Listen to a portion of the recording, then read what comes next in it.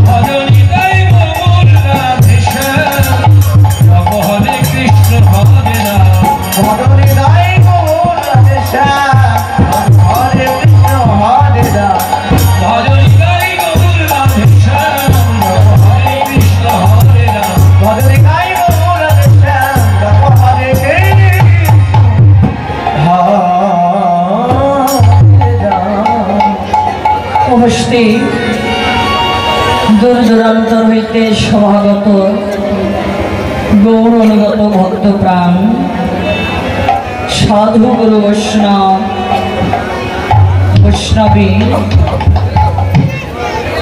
सर्वप्रथम आपनादेर प्रत्येकेर श्रीचरणे जानाई आमार भक्तिपूर्ण प्रणाम। धन्यवाद।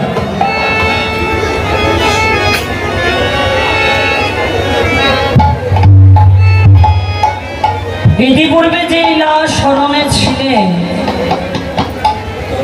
स्मरणेर समय छिल अपराह्नकाल। लीला स्मरणेर विषय वस्तु छिल परमेश्वर भगवान श्रीकृष्णेर फिरागोष्ठ बा उत्तरागोष्ठ। देखुन भगवान 64 प्रकार लीलार मध्य पाला आछे दुटी। एकटी पाला हलो गमनगोष्ठ पाला। एटा हयेछे पूर्वाह्नकाले, 4 दले हय अष्टकालीन, 3 दले हय षष्ठकालीन। आमी गत बछरे बोलेछिलाम जे 9टा থেকে 12টা পর্যন্ত पूर्वाह्नकाल बला हय। এই 9টা 12টার মধ্যে भगवान श्रीकृष्ण तार बात्सल्यमयी मा यशोदार काछे थेके तिनि आशीर्वाद निये बनमाझे एसेछिलेन बनेर खेला खेलते। सेई बनेर खेलागुलो कि नवलक्ष एकटा दुटा गाभी छिलो ना तो 9 लक्ष गाभी छिलो। এই 9 লক্ষ গাভী নিয়ে ধেনু বাছুরি গণকে নিয়ে ব্রজের রাখাল বালকদের নিয়ে শ্রীরাম সুদাম দাম বসুদাম মধুমঙ্গল বলরাম এদেরকে সবাইকে নিয়ে বনে এসেছিলেন খেলার জন্য। তাহলে ভগবানের খেলাটা কি?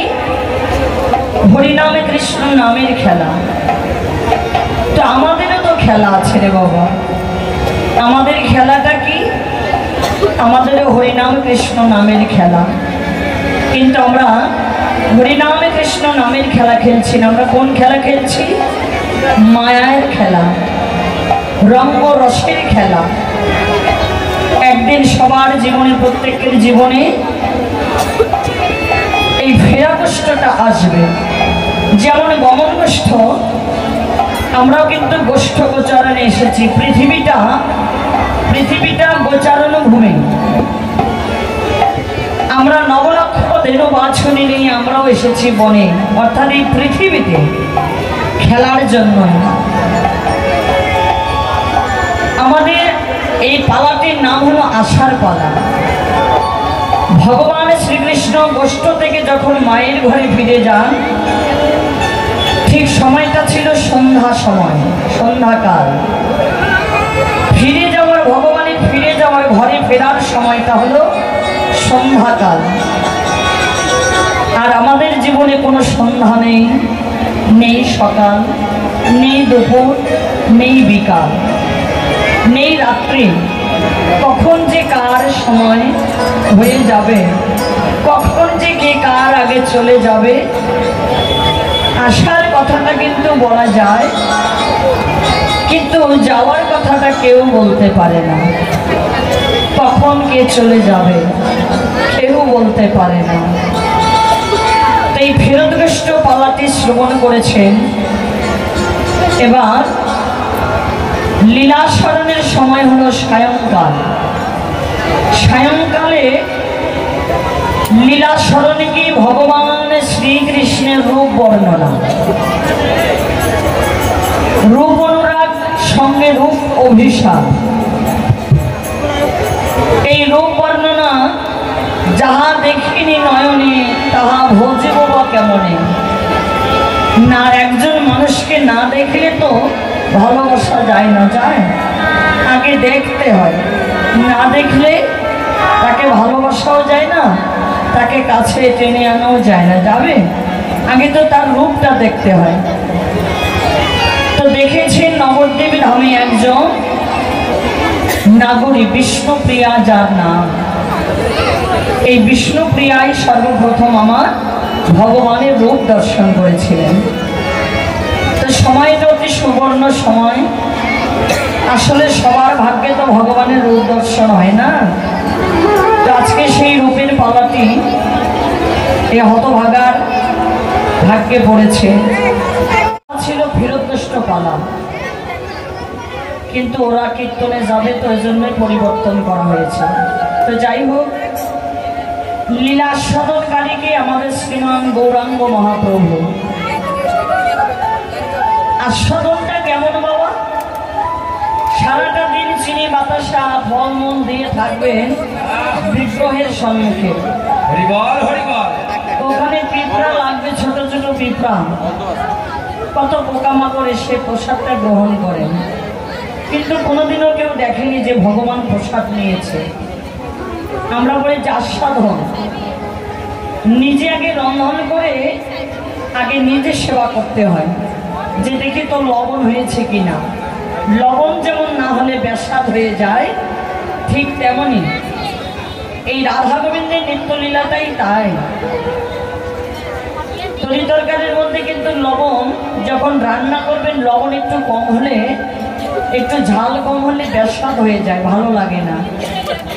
তবে যারা একটু লবণ ঝাল কম খায় তাদের জন্য ভালো, যারা একটু বেশি খায় কিন্তু তাদের জন্য ভালো নয়, কারণ তারা বলবে যে বেস্বাদ। এজন্য নিজে আগে রন্ধন করে সেবা করতে হয় যে কেমন হয়েছে। এই মহাপ্রভু আমার লীলা নিজেই করেছেন, নিজে করে নিজে আস্বাদন আগে করেছেন, তারপর এই বিশ্ববাসী জগৎবাসী ভক্তকে আস্বাদন করালেন। হরিবল।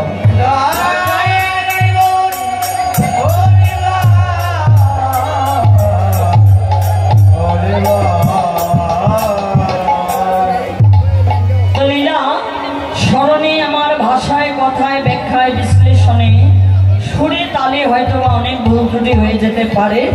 নিজ গুণে ক্ষমাশূন্য দৃষ্টিতে দেখবেন এবং আপনাদের চরণ ধুলি দিয়ে আমি আশীর্বাদ করবেন। আবারও রইল আপনাদের শ্রীচরণে আমার ভক্তিপূর্ণ প্রণাম। ও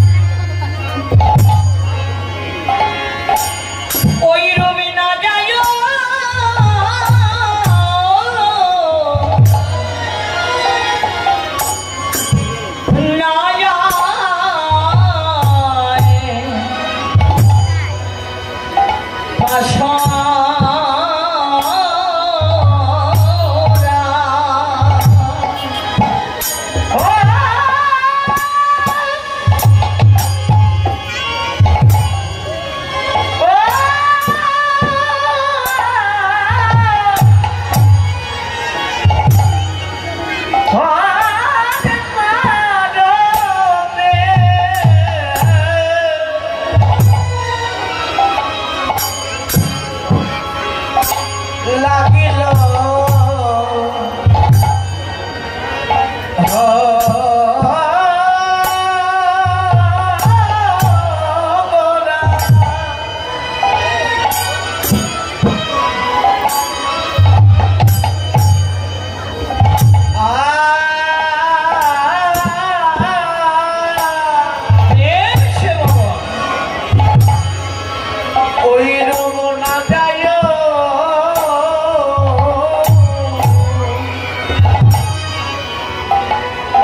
না যায়